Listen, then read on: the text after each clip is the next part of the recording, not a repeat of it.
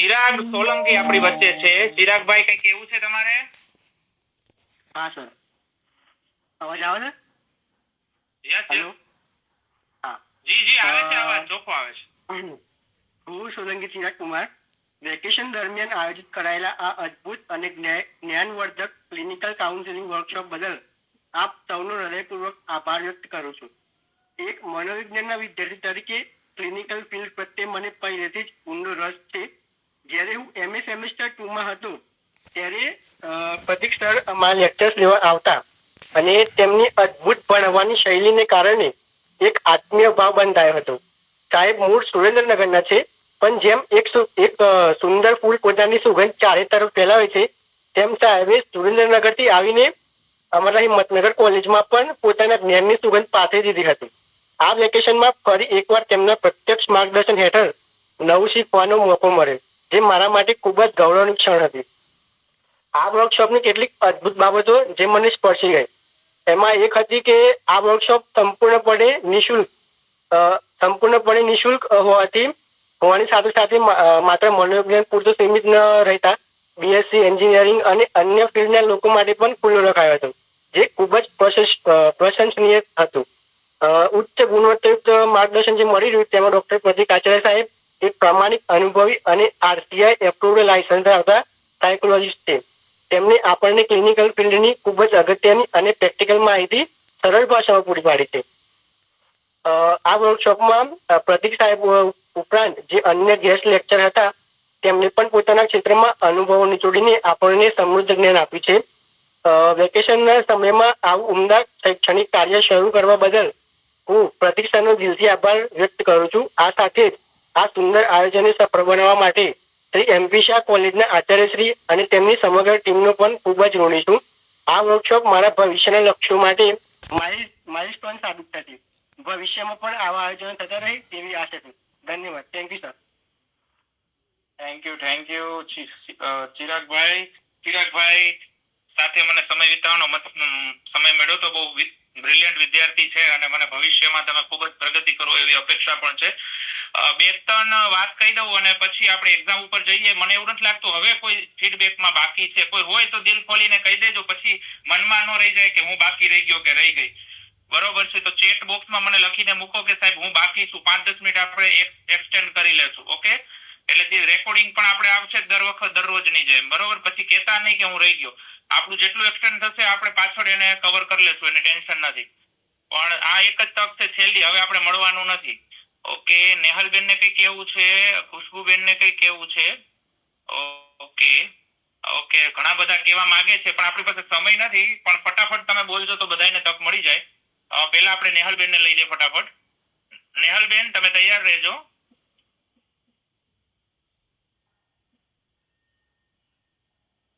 જી, આ માઇક ખોલ્યું છે તમારું, ચાલુ કરો. નેહલબેન, નેહલબેન. Hello sir. હેલો. જી જી આવે છે, અવાજ આવે છે નેહલબેન, આવે છે.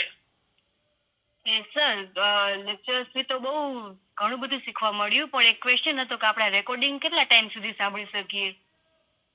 રેકોર્ડિંગ આપણે છે ને જનરલી અત્યાર સુધી મને એવો અનુભવ છે કે 8-10 દિવસ સુધી ચાલે છે, પછી નવી લિંક મોકલવી પડે છે. રેકોર્ડિંગ તો એમાં સેવ રહેશે 15 દિવસ સુધી. એટલે 15 દિવસ સુધી વાંધો નહીં આવે. બરોબર છે? સ્ક્રીન રેકોર્ડિંગમાં તમે માઇક ઓન કરીને રેકોર્ડ કરી શકો છો. કોઈ એવો મહત્વનો મુદ્દો લાગે તો એ થઈ શકે છે તમારે સ્ક્રીન રેકોર્ડની સુવિધા હોય તો. બાકી આ કેમ કે એપમાં રેકોર્ડિંગ છે એટલે થોડું મુશ્કેલ બનશે. ઓકે, સારું. બીજું કંઈ કે તમે ફીડબેક આપશો કે આગળ વધીએ? ઓકે, તો હવે ખુશ્બુબેન અવાજ આવે છે? હા સર, આવે છે અવાજ. હા, કહી શકો છો તમે. મારું નામ ખુશ્બુ પંડ્યા છે. મેં માસ્ટર સાયકોલોજી, મેં ડીસીસીપી અને પીજીડીઆરપી કરેલું છે અમદાવાદથી છું. મેં પણ 5-6 વર્ષ પછી સ્ટડી કરી, કોલેજમાં સ્ટડી કરી એવું ફીલ થયું છે. હું પણ રોજે સાંજે વેઇટ કરતી હતી કે ટાઈમ થઈ ગયો છે, લેક્ચરનો ટાઈમ થઈ ગયો છે, તો મને ભણવું છે. સ્કૂલ જેવી, કોલેજ જેવી ફિલિંગ આવતી હતી. હું બી ડાયરી લઈને નોટ્સ બનાવવા બેસી જતી હતી. બીજા દિવસે પણ સવારે મૂકીને મને નોટ્સ બનાવવાનું મન થતું હતું. તમે જે ઇન્ટરેક્શન બધા સાથે કરતા હતા, બહુ જ સરસ રીતે તમે બધાને એકદમ પેશન્ટલી બેટા કરીને બધાને બહુ સરસ રીતે કોઈ પણ કેટલા પણ સવાલો પૂછે તમે એમને બહુ જ શાંતિથી જવાબ આપતા હતા. અને કાઉન્સેલિંગ વિશે બહુ જ ઘણું બધું જાણવા મળ્યું. એ પણ એકદમ સરસ ગુજરાતીમાં આપણે જે બુક્સમાં ને બધું ભણ્યા છે ફોરેનની બધી લેંગ્વેજમાં અને બધું બહારનું કાઉન્સેલિંગ. તો thank you so much sir. આવા બીજા કોઈ કોર્સ કરો તો અમને ચોક્કસ તક આપજો. Thank you so much to all faculties and જી થેન્ક યુ બેન. હવે હું પૂર્વા કુમારી ભગોરા ને વિનંતી કરું કે વિચારો રજૂ કરે ફટાફટ, પછી આપણે એક્ઝામ ઉપર જવું છે. બિગ બે લઈ લઈએ હજી.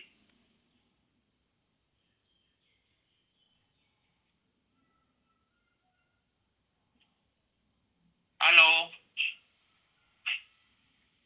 જી, અવાજ આવે છે?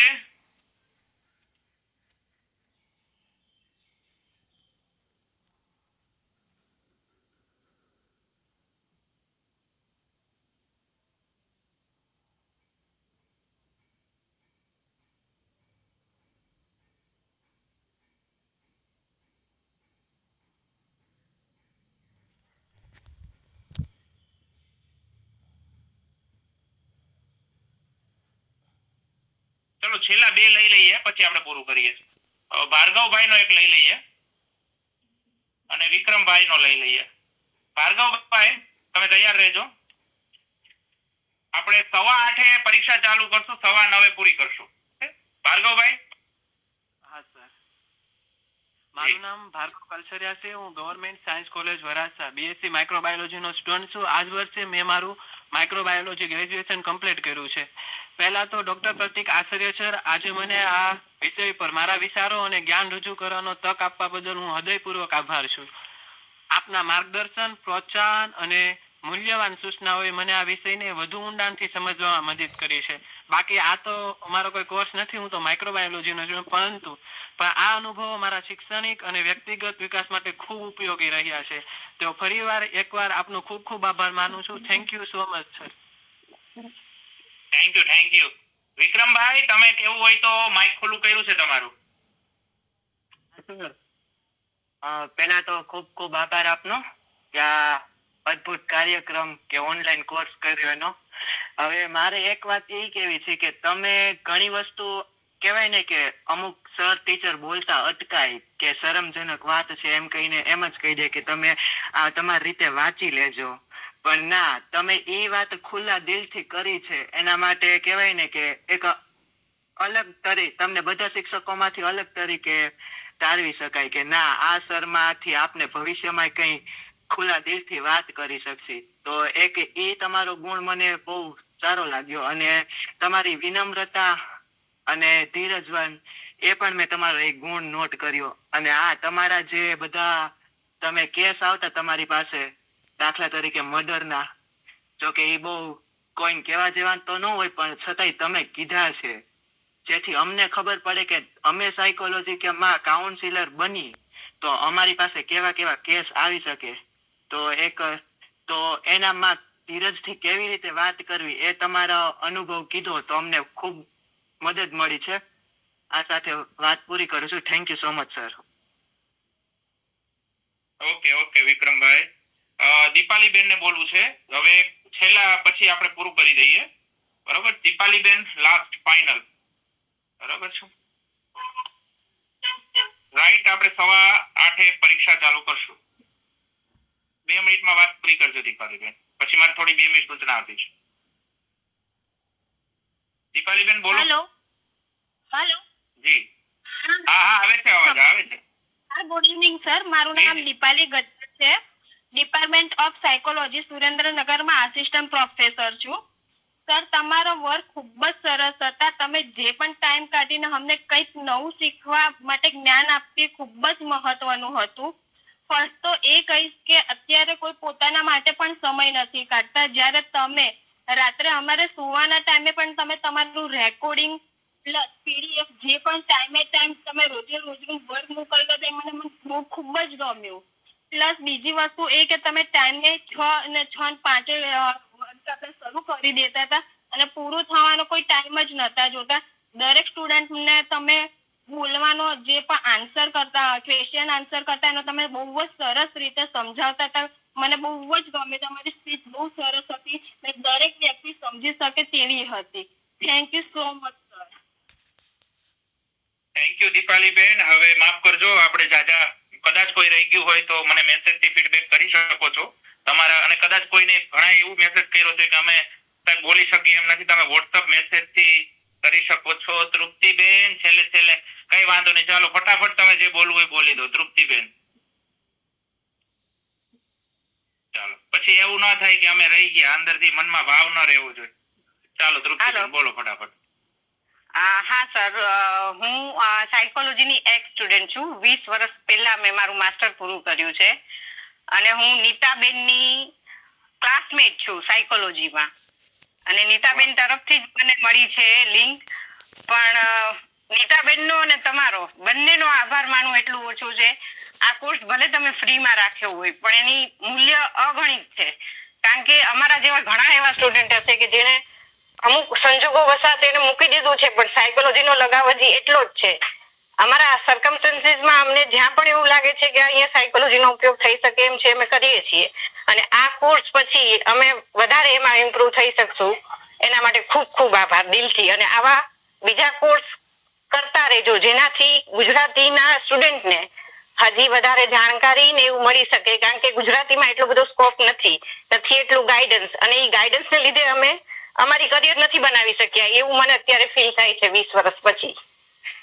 Thank you. તૃપ્તિબેન આપનો ખૂબ આભાર. હવે મિત્રો બે વસ્તુ મારે તમને કહી દઉં છે. એક બે મેસેજ આવ્યા છે એની ચપટ કરી દઉં કે તમારી બેક સ્ટોરી કેવો આ છે. જો હું મારું એવું હંમેશા માનવું છે, હું પોતે વ્યક્તિગત રીતે હિરોઇઝમમાં નથી માનતો. કોઈ પણ કામ છે હંમેશા સમૂહમાં પરિવાર ભાવનાથી અને એકતાથી થાય છે. મારી પાસે નોલેજ છે મારા કરતા ઘણા. જી બધા મૂટ રાખજો. એક મિનિટ મને સમય આપો, હું બધાને અનમ્યુટ કરી દઉં છું.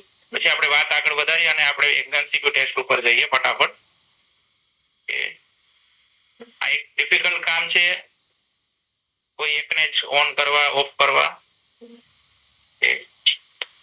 જસ્ટ અ મિનિટ, હા જસ્ટ અ મિનિટ.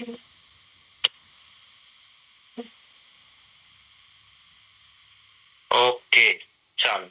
તો હવે એટલે હા, પણ બેક સ્ટોરી મીન્સ કે એ રીતે હું ચોક્કસ કહીશ કે મારો જે જીવનનો અનુભવ છે, એક્સપિરિયન્સ છે કે ભાઈ મેં ક્યાં ક્યાં સ્ટ્રગલ કર્યું છે, મારી લાઈફ શું રહી છે અને મેં ઇન બિટવીન ક્યાં મહેનત કરી છે, કઈ રીતે મેં યુપીએસસી માં ઇન્ટરવ્યુ સુધી પહોંચ્યો, જીપીએસસી ક્લિયર કરી અને હું જીસેટ માં ત્રીજી ટ્રાય પાસ થયો, 2 ટ્રાયમાં હું ફેલ થયો.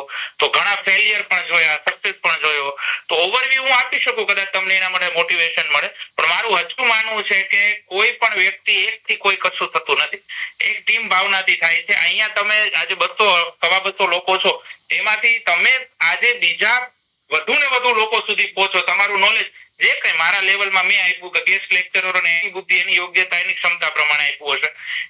જેનું નોલેજ જેટલું તમને અહીંયા પ્રાપ્ત થયું, આ વધુ ને વધુ એલોબરેટ કરો, વધુ લોકો સુધી પહોંચાડો. તો મને એવું લાગે છે કે ત્યારે આપણી બધાની સફળતા, ત્યારે આપણે સાયકોલોજી અવેરનેસનું જે આ ભગીરથ કાર્ય છે એ પૂરું કર્યું છે. ઓકે, હવે બીજી ચર્ચાઓ ન કરતા સીધા જ આપણે ટેસ્ટ ઉપર આવી જઈએ છીએ. તમારા